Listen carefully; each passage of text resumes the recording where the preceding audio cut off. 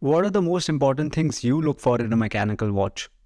I think the 7 most important things are the dial, the case and finishing, the movement, the bracelet or strap, the wearing experience, the brand value or brand recognition, and finally, the price. So let me clarify. The PRX isn't the absolute best watch in any of these metrics. In fact, it has several shortcomings. So why do I think it's such an excellent watch? That's because although the PRX doesn't excel at any singular metric, it does remarkably well across the board. In short, I don't think the PRX is missing anything. It's just a very well-rounded watch. While this PRX has been called the Tiffany Blue, Sky Blue, or Glacier Blue, Tissot officially calls this model the Ice Blue PRX. I thought it would only be fitting to test it out on the ice. So I drove up into the mountains to find some snow where I shot most of this content. Hope you enjoy it.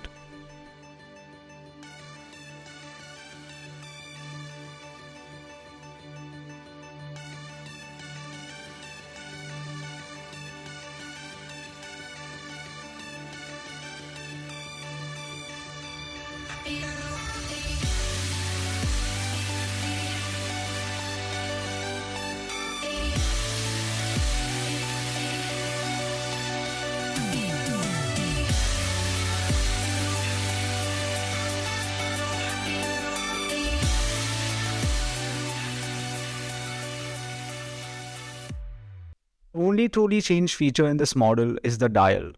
This variant comes with this light blue dial. The dial retains the same raised waffle style pattern as the older variants, but the lighter dial on this model makes this pattern stand out more compared to those older variants. This shade of blue is not quite a Tiffany blue, but is its own distinctive shade of blue. I think the name Ice Blue is apt, and the camera generally does a good job picking up the color accurately. The color can look anything from a subtle glacial, whitish blue, a sky blue, to a more vibrant shade of blue under different lighting conditions. I'm sure if you see this one in the wild, you're gonna come back for a second look. It really looks very nice. I just love this dial. The color is beautiful and strikes the right balance between eye-catching and muted. This means that the watch will only draw attention to itself if someone is really looking at it, but is discreet enough to be worn even at work. That said, this dial definitely leans closer to the casual spectrum compared to the blue, black or green models. The older dial colors are definitely more subtle and make this dial look vibrant in comparison, which is not a bad thing at all.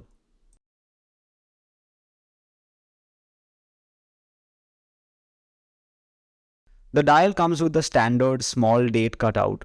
I always like a date display on my watch, but I can understand that some people may not like this design aspect. The dial is set on a tonneau shaped case.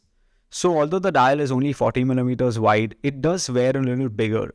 Despite that, I think this watch doesn't look too big on my skinny 6-inch wrists.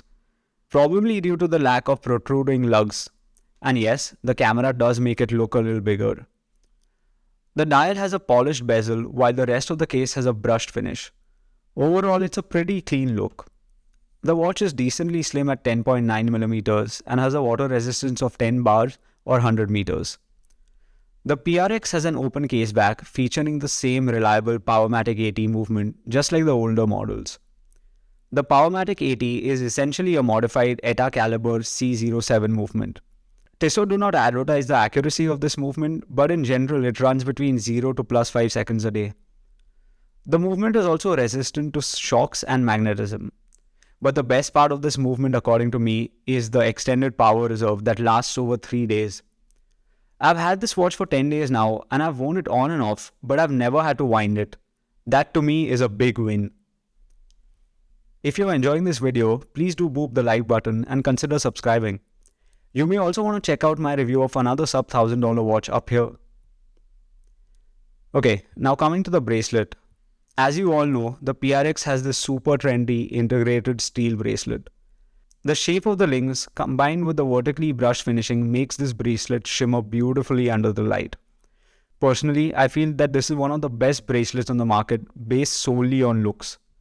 I have spent so much time just admiring this bracelet, so pardon me for all these bracelet shots. However, the bracelet isn't perfect.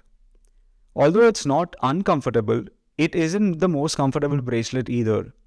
It does pull my hair sometimes and doesn't feel super comfortable when worn for hours. Another drawback is that the bracelet doesn't come with any on-the-fly adjustments and you have to rely on the half links to try and find the perfect fit.